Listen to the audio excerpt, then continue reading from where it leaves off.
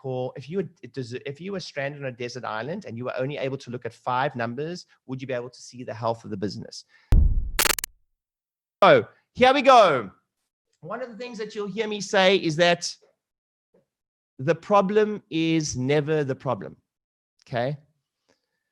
So some of the strategies and things that we're implementing right now, there's a formula for crisis. And the formula for crisis is, first thing is forego and stop regular routines and habits. Forego and stop regular routines and habits so that you can implement sometimes things that you have to pivot, right?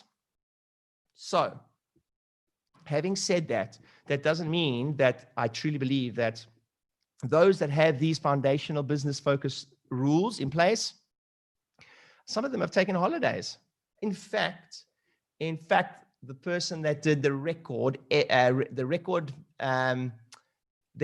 week this year, 3 weeks after lockdown, 2 weeks after lockdown, took a lot of lockdown off. Why? Because they had a lot of these things in place. Write these down. Number 1, thou shalt have 3 to 10 operational core values lived by all team members. Thou shalt have weekly, quarterly, and annual team meetings and trainings. You've got to have weekly is something called a meeting pulse. You've got to have a weekly meeting. You've got to have a quarterly meeting. You've got an annual meeting. And there's a structure for that. There's a template for that. Number 3, you need to know your numbers and have scorecards. So every week you need to know your numbers. You need to know every week, does your PVA, what's your rolling PVA? Okay, you have to have what they call, if you were stranded on a desert island and you were only able to look at 5 numbers, would you be able to see the health of the business? For a lot of you on this call, there's going to be some pain tonight. And I mean pain in a good way, because pain, sometimes out of pain comes a lot of change, right? Number 4, thou shalt offer options to pay in advance. Cash is still king, and this is where it's allowed. Some countries you're not allowed to this, so I've just got to mention that. But you should always offer an opportunity to pay in advance. Cash is still king. Cash is still king, especially right now. Do you know that the savings rate in America has gone, in the last month, people have gone up in their bank accounts, gone up 33% or something like that. Available cash in people's bank accounts. All of a sudden, boom, recession hits. Everyone's like, sure, but I need to save. Like right now. So actually people got more available cash than almost ever. And ironically, it's going to change because we're entering into the mother of all recessions. So you better learn how to do some of this stuff. Number 6, thou shalt have multiple forms of predictable, well-tested new patient generating avenues. I still truly believe this. At the end of the day, I have hacked my way into many of the things of a business that's, by the way, turning over close to $7 million, over £5 million every single year. Top 1% of businesses on the planet have to enter into that realm. It's about $5 million a year. So if you ever turn over 5 million and plus a year, you're in top 1% of businesses on the planet, right? How have I done that? Predominantly by being very good at marketing. Right? And sales has always been something I've been good at, but I've cheated a little bit by overcompensating with new patients, right? However, times have changed. So now you got to pivot. New patients are very important. They will always be important. The person that can generate new customers through the front door or holds the keys to the castle. It doesn't matter what anyone says. If you can do that for somebody else, by the way, you hold the keys to the castle, right? But I'll show you some money math that might make you focus on sales a little bit more. Thou shalt have follow-up for current patients. Write this down. Current patients. You need follow-up for current patients. Why? Because it's going to increase retention. And there is I'll teach you later. Past patients. Yes, you should be sending past patients something in the post, something by email, something by text at times, video messages, YouTube channels, whatever it is. Potential new patients, which are called leads. So if people come through, that's a different message that you need to have done for them. We do that all through our Fusionsoft app. You want to find out more about that? I believe the link is, Jack will put it in the bottom now. Number 8, thou shalt always have well thought out, well planned, well scripted sales processes.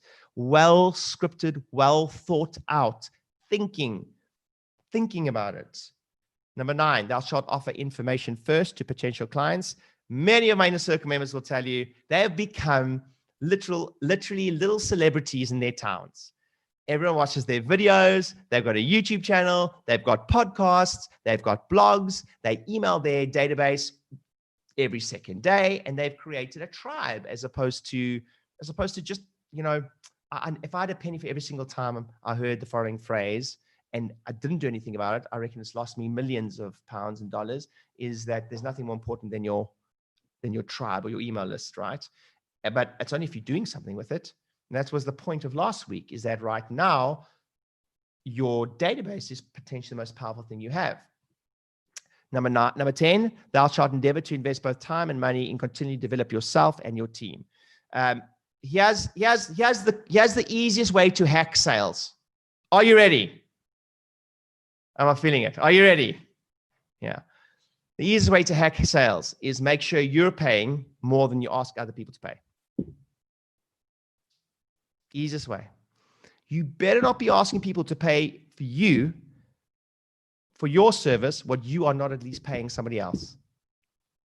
The easiest, how can you ask someone else to spend money on their health when you're not spending at least that, specifically the amount? Let's say you're selling a block in advance.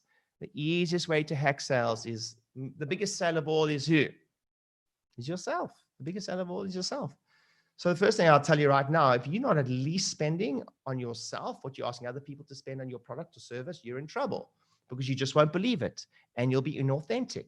The reason that I'm totally cool with having people pay for my service is because I pay tenfold what they pay for my service. And I do, it's almost like a it's really for a way to continually earn the right, instead of to myself, so that I understand that I'm doing the work. It's my biggest responsibility as a leader, as a mentor, is that I got to do the work first. It kind of gives me earn the right. So the quickest way to hack sales, I promise you right now, is be a consumer. You cannot sell a product that you're not prepared to pay that amount for. I promise. Okay, number 11, thou shalt practice, let's just spend at least 60 minutes per day on marketing activities. And for most of you, that's going to be the one that you like. It's amazing how my business career has changed, in that, like, my realization has, I've got to wake up every morning.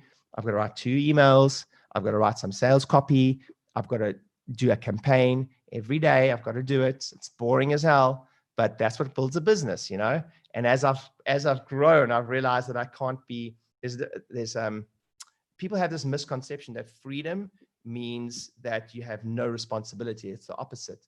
The more structure you have those disciplines of 30 minutes or 60 minutes of marketing every day, the more freedom you have.